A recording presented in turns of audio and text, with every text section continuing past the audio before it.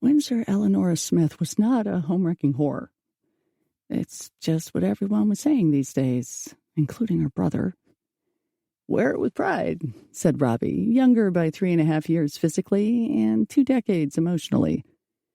Winnie held up his gift, a white sweater with the letter A embroidered in red, front and center. Not funny, she said. Still, where did you get it? Special order, said Rosie, his fiancée. We debated with going for a Coldplay kiss cam meme, but this is more classic. And I agree. It will really screw with the gossips.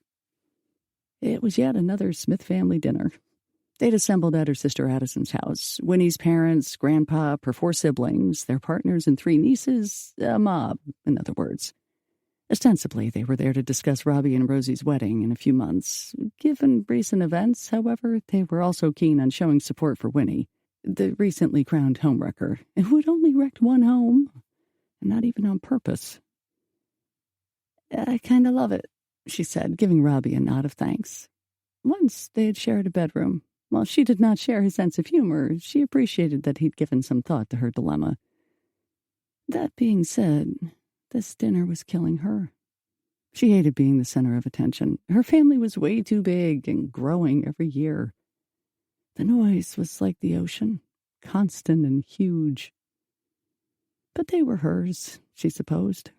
Grandpa, a.k.a. Robert Smith, beloved by all. Her parents, Gerald and Ellie. Her siblings, Harlow, the oldest, married to Grady, mother to Matthew, stepmother to Luna. Addison, the older by 3 minutes, identical twin. Her unsmiling wife, Nicole, and their 2 demon daughters, Esme and Imogen.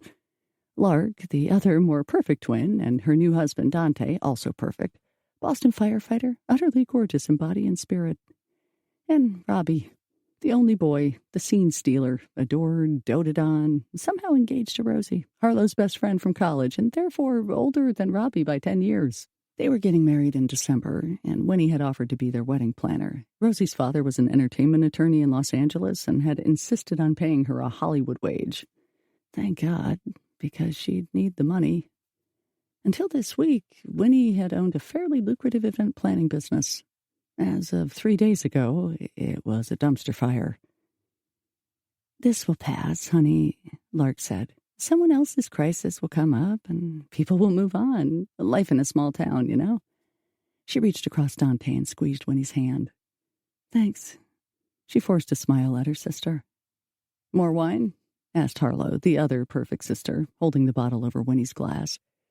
Keep it coming, Winnie said. She didn't drink very often, but this week called for it. You didn't know you were sleeping with another woman's husband, Mom said, stating the obvious. He's the liar. People should cut you some slack. We cannot help with whom we fall in love, Grandpa said kindly. He was using a different name. Who can blame you for not knowing his true identity? The mommy Mafia is who, Winnie said. My client base, in other words. When I think of the other woman, Robbie said, making air quotes, I picture someone more like my beautiful fiancé here, not you, Winnebago. No offense to either of you, of course. I'm flattered, Rosie said, kissing his cheek. I'm not, Winnie said. 17 parties canceled this week alone.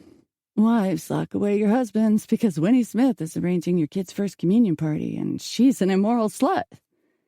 It was possible that she was buzzed, and more power to it.